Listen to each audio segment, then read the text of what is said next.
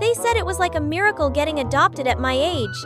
I stepped into the cozy living room, greeted by my new parents, bright smiles. Welcome, Blake. This is your home now. Come meet Jude. A guy walked over, looking calm and friendly. This is Blake. She's 16, 1 year younger than you. You two will be at the same school. Yeah, I brushed past them and headed to my room. Yay!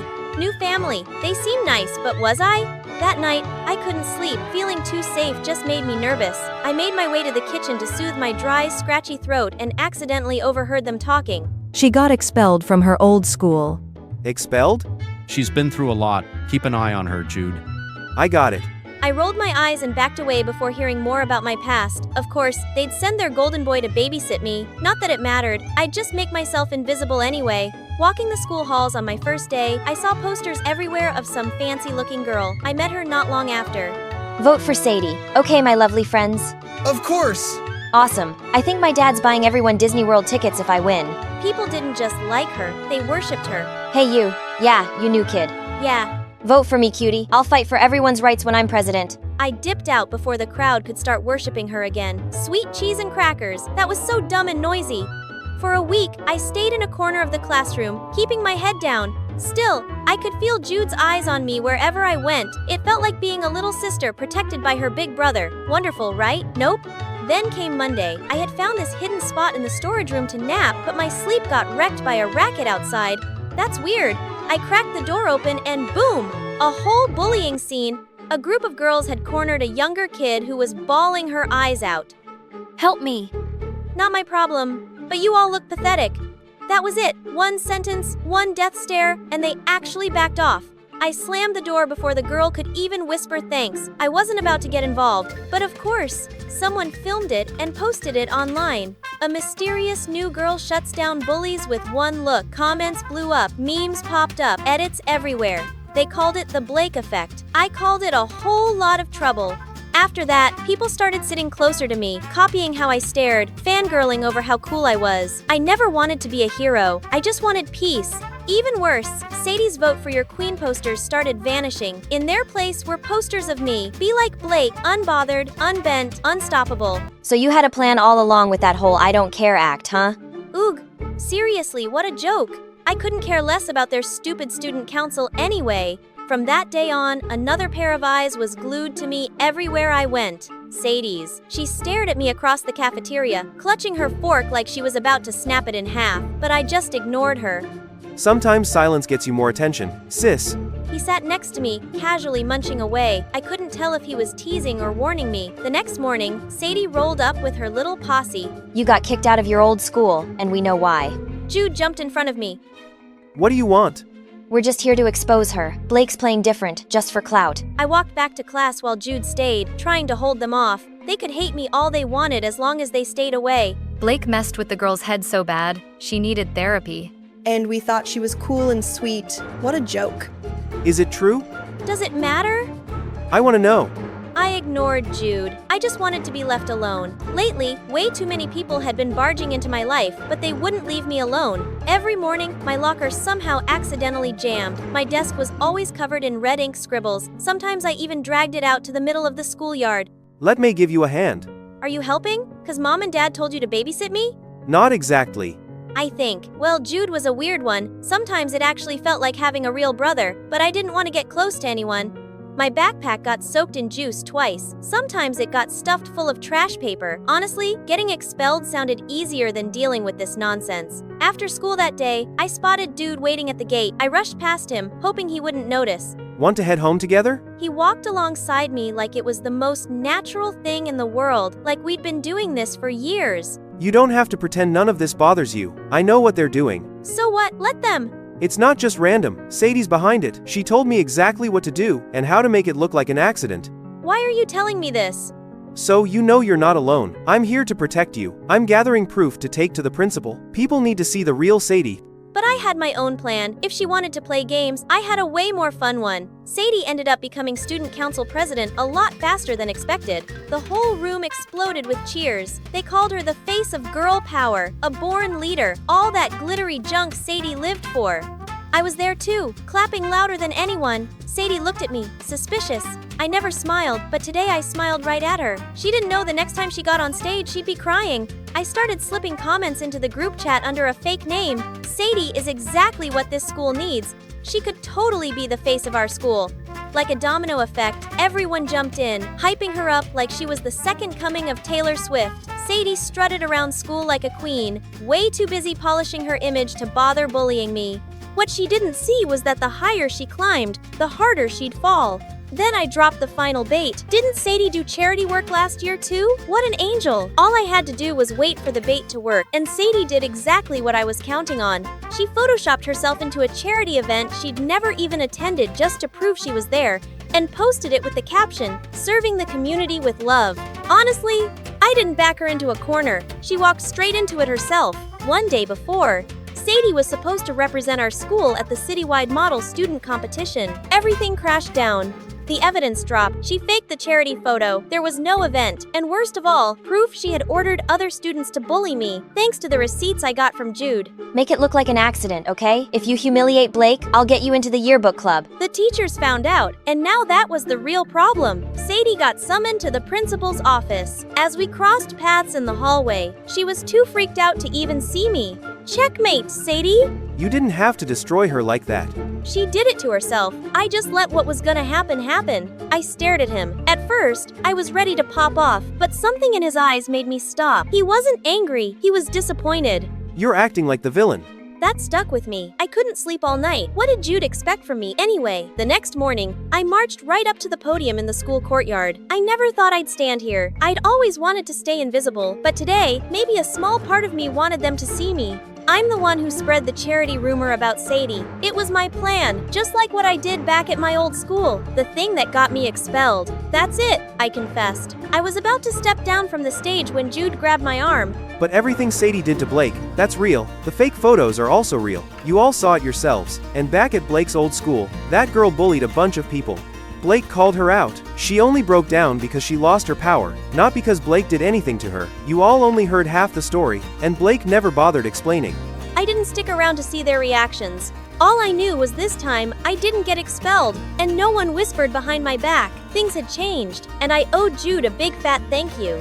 So that day, I actually waited for him so we could walk home together. I know you have asked PD. I know about the accident that killed my family and left me the only one standing. Yeah, after that, people said it was like I turned into someone else. I know everything you went through. You're carrying a lot of scars. And hey, you're not alone anymore. We're family now, remember? I turned away, blinking fast, so I wouldn't cry like some cartoon character. That night, after dinner, I stood up with my empty plate. Before I could move, my adoptive mom swooped in all sweet and gentle. It's okay, honey. I'll wash the dishes. Usually I'd mumble something like K and bolt straight to my room, but tonight felt different. I'll help. She blinked. She couldn't believe her ears, then glanced at her husband, who was grinning like he had just won the dad lottery. Come on, I don't mind. Sorry for keeping my distance all this time. Then, I'll wash and you dry. Deal? I nodded with a real smile for once. And even without looking, I knew Jude was standing behind me, wearing that proud big brother smile like he just ate and left no crumbs.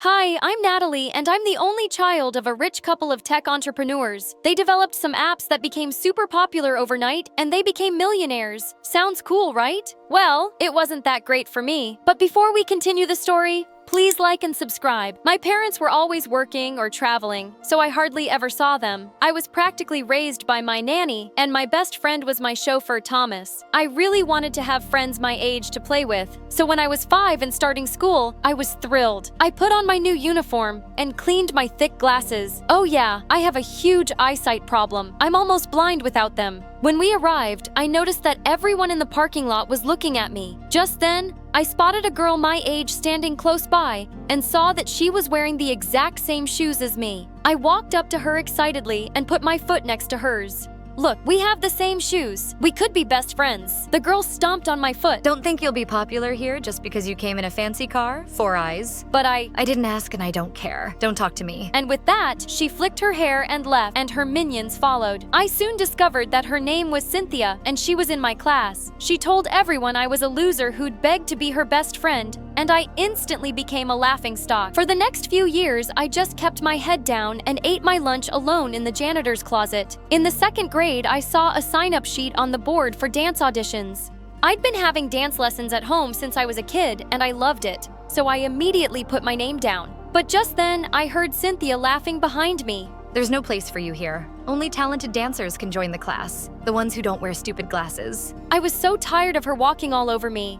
I am a talented dancer. You don't get to decide what my place this. With that heavy equipment in front of your eyes, I don't think so. That joke about my glasses is now older than my grandma, and I'm bored. Come up with something better already. Her eyes went wide in surprise, and I walked off feeling proud of myself. Maybe she'd let me be now, but I was so wrong. On the day of the audition, she got to dance first. She wasn't bad, but I was better. But when she finished dancing, all the judges got up and clapped for her. Immediately, a woman in the jury said, "That was brilliant. We have the person here for the lead role." "Wait, what?" I climbed onto the stage immediately. "Excuse me, ma'am, but she was only the first dancer. You haven't even seen the rest yet." The woman looked at me with disgust. "I can tell simply by looking at someone if they're talented, and you are not. Someone take her away, please. Next." That was so unfair. After the audition, I saw Cynthia hugging that woman and calling her mom. Now it made sense why the judge was so nasty. Well, I couldn't even do the one thing I loved, and Cynthia still kept making my life miserable. Over the next few years, she spread a rumor that I had a contagious eye disease, and anyone who hung out with me would go blind, and everyone actually believed her. Another time, I'd taken my glasses off during an exam to clean them, and I didn't notice her slipping a cheat sheet on my desk. I nearly got suspended. I spent most of my time denying all these stupid rumors, and it was exhausting. One day in 7th grade, as I was walking down the corridor, Cynthia pushed me and my glasses fell off. "What the hell are you doing?" Move it, Professor Four Eyes. That was it! I attacked her blurry figure, knocking her to the ground. We were wrestling, pulling and pulling each other's hair when a teacher intervened, and we both ended up in the principal's office. Cynthia looked totally chilled out, and her mom landed 2 minutes later to defend her. "Oh, I know this child. She's a troublemaker." Her mom was on the school board, and the principal seemed to believe her instantly. "Where are your parents? Your father said he'd be here right away." Before I could answer, Thomas opened the door. Oh, that's not her father. That's her chauffeur. "Clearly she's not on her parents' priority list. They sent the chauffeur to deal with her." I blinked away my tears furiously and ran off to the empty school auditorium, one of my usual hiding spots. I put on my headphones and started dancing in the dark. It was the only thing that kept me sane. When I finished, I heard someone clapping. As I looked towards the audience, I saw a boy sitting in the dark. It was Clayton. Clayton was popular and hot, and every girl in school wanted to date him, including Cynthia, and that was reason enough for me to stay away from him. "What do you want?" "I was just watching you dance. You're really good." "Please just stay away from me." And as I was walking past him, he gently took my arm. "Wait a second. Okay, I just want to talk." I stopped, my heart beating a little faster. He removed my glasses. "You're really pretty." As he pulled me closer, I shut my eyes, waiting for my very first kiss. But before anything happened, he started to laugh and ran away with my glasses. "Hey, wait!" I started panting and sweating. Everything was dark and blurry. I heard laughs coming from every corner. Loser, four-eyed dork. I covered my ears and started to cry. Suddenly, Thomas opened the door and shouted, "Natalie, where are you?" "Oh, here comes the superhero to the rescue."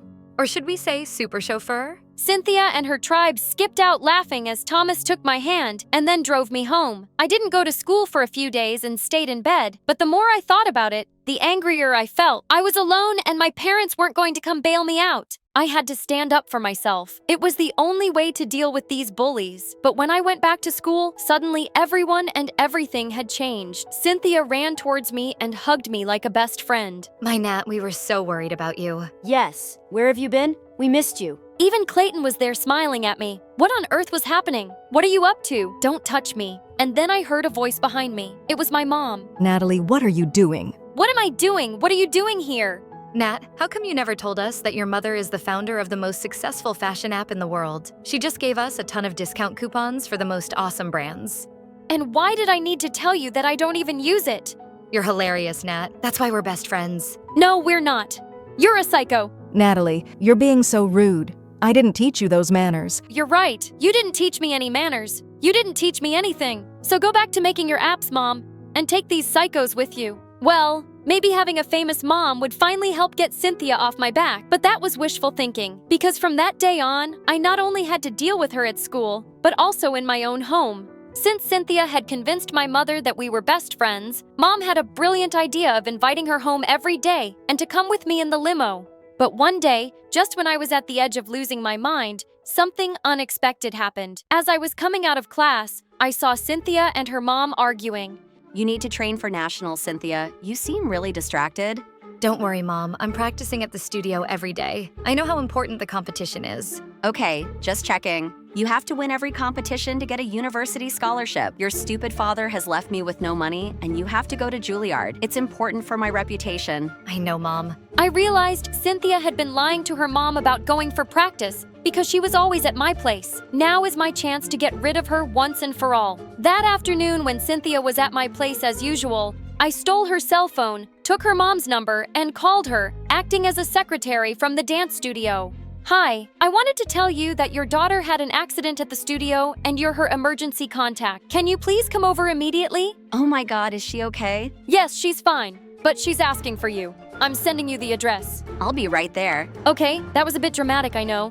When I heard a car screech to a halt outside my house, I went running out. Cynthia's mom was shocked to see me. You, what? Is this some kind of prank? Oh no, please believe me, you have to come see Cynthia. As her mom looked at me suspiciously, I led her to my bedroom where Cynthia and her minions were reading magazines, lying on my bed. Gosh, I think I'll just run away and become a teen model or marry some rich billionaire. I don't want to dance and go to stupid college. Mom is really annoying. No wonder Dad left her. You ungrateful Brad. Mom, I was just kidding. Shut up. You're coming with me right now. You're grounded for life. She took Cynthia by the ear, like a 5-year-old rascal caught doing something bad by her mommy. It was heaven, and I've been recording the whole thing on my phone. It was an Oscar-worthy film I could watch on repeat, and then I shared it with the whole school. By the next day, Cynthia was the laughingstock, and that was the end of her popularity. But when I got home that day, Mom was waiting for me with her phone in her hand. You made this and circulated it everywhere. How could you do this to that nice girl? You're a terrible person. I'm glad at least this made you pay some attention to me. Mom, did you know Cynthia has bullied me from the day I started school? Do you know she's knocked me down, spread rumors about me, and humiliated me in front of everyone?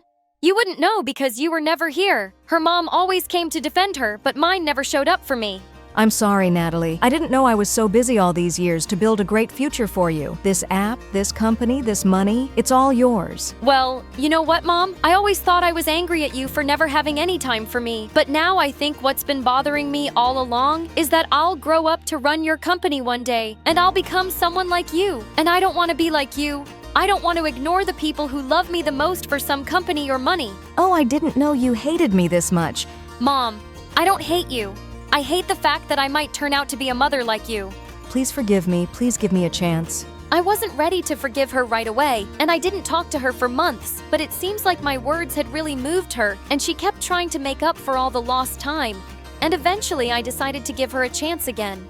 And well, Cynthia, she never bothered me again. She was now a prisoner of her mother, who didn't take her eyes off her and forced her to dance every single day. Before ending the story, I want to tell you that pushing others is not right. We should learn to love and help one another. Hi, I'm Rue from Chicago. Please like and subscribe. My mom was a renowned doctor and loved me to bits. But when I was 6, I fell from a tree and hit my head. And even though I recovered fine, Mom went crazy. She never let me out of her sight after that. When I started school, she hugged me and cried like a baby at the gate. And she'd even drop by during recess to check on me. Blood! Oh my God! What happened? She picked me up and started running to the hospital. Mom put me down. It's just ketchup. And suddenly, we both went crashing into the food counter. By the time I was in 8th grade, I was super popular and a star player on the basketball team. Once during my match, I fell and bruised my knee, and Mom leapt out of the audience screaming hysterically. It was so embarrassing. And then she forced the principal to grant me 1 month's leave to recover. Ugh! I spent the next week in bed watching Avatar World videos about crazy, crazy moms like mine.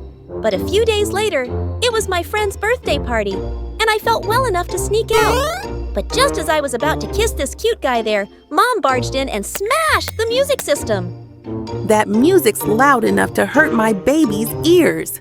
Mom, are you crazy? How did you even find me?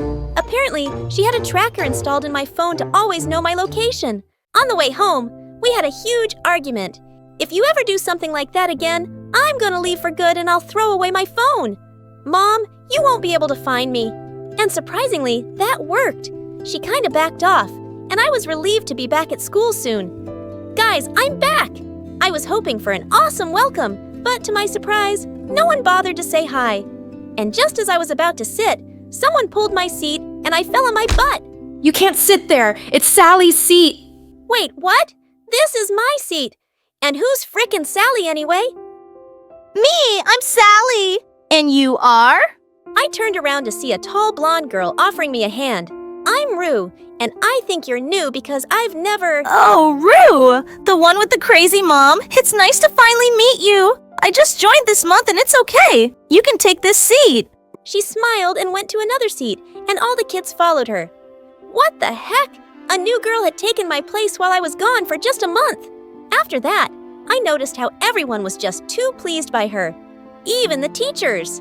Oh, Ms. Olson, did you get a new haircut? It looks so nice on you. Thanks. Sally, you're the only one to notice. You aren't just smart, you're kind too. And she helped the other kids with their homework too. Guys, I got this. You can copy from my assignment as long as you change some things. Sally, you're the best. Well, I doubted that. She was just too good to be true and just happened to appear out of thin air and take my popularity. But I wasn't gonna lose to her. A basketball match was coming up, and I was gonna show her who the real champ was. But on the day of the match, I could see Sally cheering for me with everyone else. In fact, she was cheering the loudest. Woohoo! It's nice to have the champion back! Go, Rue! Just then, I slipped on the basketball court and fell flat on my butt with a sprained ankle. OMG! Someone help me pick her up! She's hurt!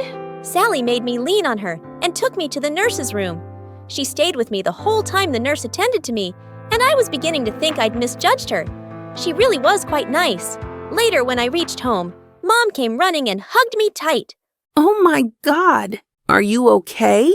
Let's go to the hospital right now. Ugh, Mom, I'm fine. It's just a small sprain. That's enough. You're not going to play that stupid game anymore. Mom grabbed my shoes to throw them away, and that's when I noticed grease all under my shoe. Oh my God! Someone did it on purpose to make me slip, and I knew in my bones it could be none other than Sally. But since I had no proof, I decided to play nice for a while and keep an eye on her.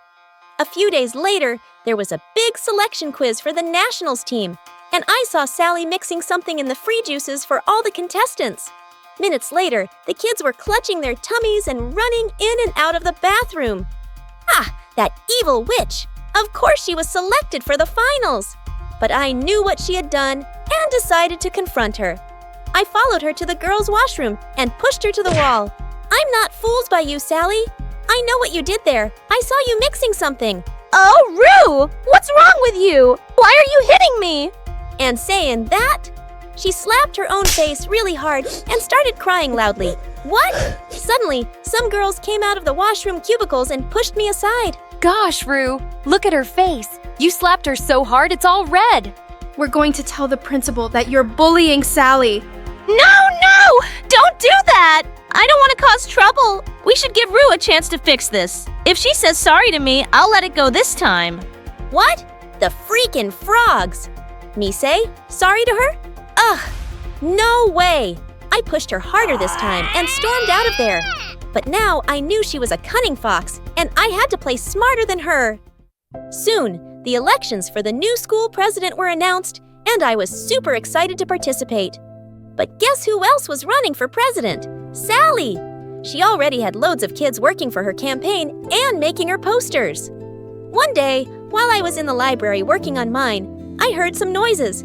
I went ahead to check, and I was shocked to see Sally bullying a kid. What do you mean you didn't complete my assignment? I need it back within an hour or I'll kick your butt, you moron! She took his glasses off and threw them on the ground and crushed them. The guy looked terrified as Sally walked away. Just then, I had a mind-blowing plan. I quickly went in and picked up the guy from the floor. Hey, you don't have to be scared of her, okay? I'll help you get rid of her, but you'll have to help me too. You just have to speak the truth in front of everyone, and I'll make sure she never lays a finger on you again. Deal? The guy looked at me with teary eyes and nodded. A few days later, we had an event where each candidate had to speak up in front of the entire school, and I was all set to see my plan in action. Minutes before Sally was about to come on stage, I was so happy to see the guy she'd bullied standing there already. Sally's whole act was about to be exposed. Yippee!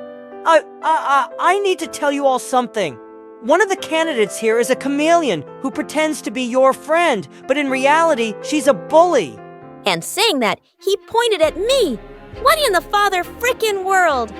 That's her, Rue. She even smashed my glasses the other day and put my head inside the toilet. She's a bully. What? Have you lost your mind? What are you talking about? It was Sally. Can't you remember? She smashed your glasses? Who's Sally? And please, please don't kill me. Please, someone save me from her. Saying that, he ran and hid behind the other kids, and all of them went bonkers on me. Rue, we already knew you could be a bully, and now you're blaming Sally for this? Everyone knows Sally would never do something this horrible. Yeah, we saw what happened in the washroom the other day. You're the bad person here, and you don't deserve to be the president. And they all started throwing tomatoes at me. I ran out of there to save my butt, but I was so gonna kill Sally now. After the event was over, I followed Sally and saw her kissing that jerk who betrayed me in front of everyone. That's how she turned him on her side. She was such a devil. I heard them laughing and talking about how they'd humiliated me in front of everyone. I couldn't take it anymore. I went ahead and kicked him in the butt. You're such a world-class jerk. You lied in front of everyone for a wicked lizard like her. Watch your mouth, Rue, or I'll tear off your tongue. Whoa, look at that. Finally, your true colors are coming out, Sally. But guess what? I've known from day one that you're a witch. And soon, I'll prove it to everyone. You recorded us? Oh, yes, I did. You know I'm tired of pretending to be nice to you. I wish you had slipped and hit your head that day, but you just got away with a little sprain. But today, I'm gonna kill you, Squid Face. Saying that, she charged at me like a mad bull, and we broke into a wild fight. Within minutes, the cheating jerk came in and held me by my hands. Let go of me, you idiot, or I'll put your face in the toilet seat for real this time. I tried to fight them both, but they locked me inside a small janitor's room. No one's gonna come here till tomorrow, Rue. And I'm gonna be the next student president by then. And your little phone, I'm gonna destroy it. Both of them left, and I tried to break open the door, but nothing worked. When I'd almost given up, I suddenly heard a loud thud on the door, and it flew open. Mom! Oh God! I can't believe you found me. I hugged her tight. Are you okay, sweetie? What happened to you? Wait, Mom! How did you find me here? Oh, honey. After you said you were going to throw away your phone the next time you run, I may have put a tracker device in all of your shoes. Mom? Okay, sorry. But see, it helped. I was able to help you today after you didn't come home for so long. She was unbelievable. I immediately ran out to find Sally and saw she was making a bonfire in the school backyard, and she had my phone in her hand. I went in and hit her from behind, and the guy ran away seeing Mom with me. What are you doing? Let go of me, you witch! I'm gonna kill you this time. Oh, you can try, but you're not getting away with anything now. This time, I tied her and made sure she didn't run away until we called the principal and her parents. We are really sorry, but she has a histrionic personality disorder. Because of that, she wants to be noticed and praised all the time. We kept it out of her records when she joined this school. Oh God, I didn't know I was taking such a dangerous kid. But you've been really brave, Rue. I'm gonna announce you as the next student president tomorrow. No, I'm the best one! I'm the best! She's nothing! Saying that, she broke the ties and leapt towards me. I'm gonna burn this entire school with you in it, loser! Thankfully, the principal had called security and they took her away. After everything was over, I turned to Mom, thinking she'd go all crazy again. But she hugged me. Oh, honey, are you okay? I was so scared. I'm fine, Mom. Thanks for saving my life today. I love you. But no more tracking devices, please. Hi, everybody. My name is Olivia, and I'm 18 years old. Tell me, have you ever dreamed about one day meeting your twin brother you had not known about? Or a twin sister? Do you think things like that don't happen in real life? Don't jump to conclusions so quickly. My story, although it seems incredible, proves that miracles do happen. Subscribe to the channel because I know what will really surprise you. I live with my adoptive parents. They took me in 10 years ago. Before that, I'd lived my whole life in an orphanage, and so I don't remember my real mom and dad at all. They must have abandoned me when I was very young. It happens, and I hold no grudge against them. My new parents became my real family. This story began the day I suddenly got a stomachache. The pain was so bad that my mother called an ambulance. They took me to the hospital, examined me, told me that I needed a surgery immediately. It wasn't anything too bad, just an appendicitis. The operation was not complicated, but it couldn't wait. I went under anesthesia, and everything grew dark. I came to in a ward after the operation had been completed. I felt a little sick and moaned. Suddenly, I felt someone take my hand. It felt really great that someone was there for me. I decided to see who it was and turned my head to look. A girl was lying on the bed next to mine. But what was it? I couldn't believe it. We had the same eyes, the same hair, the same smile. That girl was a copy of me. She was looking at me, surprised and smiling. She probably couldn't believe it either. I wanted to ask her why she looked so much like me, but I couldn't. But I didn't need an answer. I knew who she was. My twin sister, Isabel. I hadn't seen her in 10 years. We had lived at the same orphanage together. We'd always looked exactly alike. She had been my closest friend, and we'd shared all our joys and sorrows. We had always been there for each other, but after I'd been adopted, my sister had been left alone in the orphanage. We had been separated. I hadn't seen her since, but I'd often thought of her, and I'd always known we would meet again someday. But our reunion was short-lived. That very day, I was moved to another ward. I asked them to let me stay with Isabel, but they told me that we had different diagnoses, so I had to be transferred to another ward. Isabella had got in a car accident and had to spend more time in the ward for seriously ill patients. A few days after that, I was released from the hospital and went home. I hadn't got to see Isabel again, but I couldn't stop thinking about our meeting. I found it strange that we had been separated as children, so I immediately asked my adopted mother about it. She looked very surprised and said, "What are you talking about, Olivia? There had been no Isabel at the orphanage." Maybe Mom had forgotten. I reminded her that my sister Isabel had been there for me. We looked very similar, but they had chosen me. Why hadn't my parents taken both of us in? Sweetie, are you feeling all right? You never had a sister. You had been alone there. I couldn't believe it. Why was my mother lying to me? I remembered everything perfectly. I realized that my adoptive parents were hiding the truth from me. But why? That's when I decided to find Isabel. As soon as I was able to walk after the operation again, I immediately went back to the hospital. I said I'd come to visit my sister at the reception. I didn't know what her last name was now, but I told them that her first name was Isabel and that she had been admitted after a car accident. Strangely enough, they told me they had not treated any girl fitting that description. How could it be? I told them she looked just like me. That's when they realized who I was talking about. However, they said her name was Hannah, and she'd already been discharged. Hannah? How so? Had my sister changed her first as well as her last name? But why? I asked them for her address, but they said they were only allowed to give me her phone number. In the evening, I called the number they had given me at the hospital. When she answered, I felt that our voices sounded a lot alike. It was her, my sister. I explained to her who I was and cried from joy. I finally found you. Hannah said that she was very glad to hear from me, but unfortunately, she didn't remember me. Hannah said that she had amnesia after the accident, and everything that happened before the hospital had disappeared from her memory.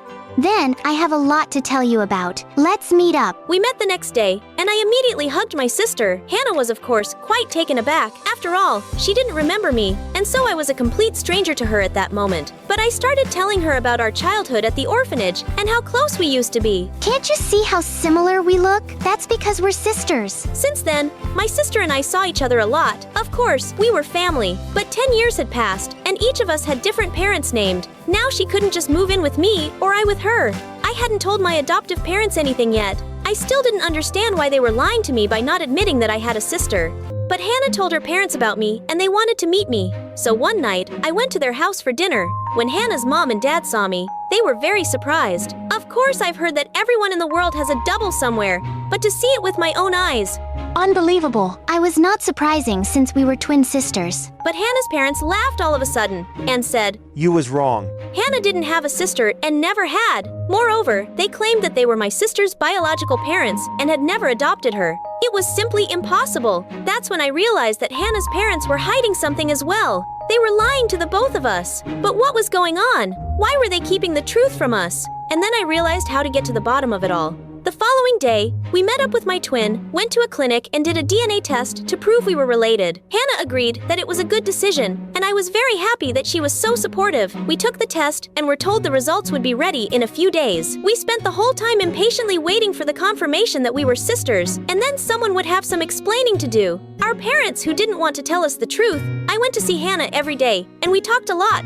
I felt supported and cared for by my sister once again, and tried to always be there for her as well. One day, I was telling her about our childhood. She did not remember once again. Hannah was so engrossed in my story about our escapades at the orphanage that it gave me a good idea. Let's visit the place where we grew up. Maybe it will bring back your memory. Hannah agreed, and we headed to the orphanage. It hadn't changed at all in 10 years. I hadn't been there. It looked the same as it had the day I left, only the children were different. We met the head of the orphanage, Mr. Williams. He didn't even recognize me at the beginning, but when I told him who I was, he smiled and said, Olivia, it can't be. Look how you've grown. I showed him Hannah and asked if he'd remember my sister. I told him she used to be called Isabel, and we had grown up together in that orphanage. But suddenly, the smile disappeared from his face. He looked at me anxiously and said we should talk in his office. Only me and him. I felt a little scared. What did Mr. Williams want to tell me about? But I went with him after all. In the office, he sat me down in front of his desk and told me I was wrong. I never had a real sister. What do you mean, never had a sister? I remember her very well. You even took pictures of us together, I told him. Yes, here are those photos. See for yourself. Mr. Williams handed me the photos. I saw myself as a child, but there was no one next to me. How could it be? But I remembered her so clearly. Your parents were very troubled people. When you had been born, they hadn't taken care of you at all. You had been often left all alone. Nobody had paid you any attention. That's why you made up your twin sister, Isabel, to have someone to talk, have a sister that would take care of you, your imaginary twin, and you had been brought to the orphanage. And when you had been adopted and your parents had begun to take care of you, your sister had gradually disappeared from your mind. I listened to Mr. Williams and started to remember. Pieces of my childhood memories fit into a puzzle. The head of the orphanage was right. How could I have got it so wrong? But who was Hannah then? Just a girl that looked similar to me. Had I really met my double? How was I going to tell her everything now? I walked out of the office and immediately bumped into Hannah. She looked at me with frightened eyes and held out her phone. The DNA test scanning came in. She said, "We aren't related. I already knew that." There were tears in Hannah's eyes. She turned and ran away. I didn't stop her. I left the orphanage and started walking down the street. I was so lost in my own thoughts. I didn't see anything around me. I couldn't believe what had happened. But even more than that, I felt hurt. I just found my only family member and lost her immediately afterwards. I was so lost in my thoughts. I did not notice a red light and went out into the roadway. A car was coming straight at me. I heard the screech of the brakes, and then a thud. Then it was dark. I came to in a hospital. I was lying on the same bed Hannah used to lie on. My adoptive mom and dad were sitting next to me. They looked very scared. My mother told me that I had been hit by a car, but the danger had passed, and I would soon recover. I felt very sorry for having worried them and ashamed that I had doubted them when I asked them to forgive me and thanked them for caring for me. Now I know that I don't have a sister. What do you mean you don't? What about Hannah? The door of the room opened and she came in. She sat down next to me and said, "I'm sorry. I ran away. I needed some time to think. Although we're not related, we are sisters in spirit and will always be together. I won't leave you." I started crying with joy and my parents left to give us some time alone. That's how I found my twin sister. We are always together these days, and I'm glad that everything happened like that. What do you think? Can a complete stranger become closer than a relative? Write in the comments down below.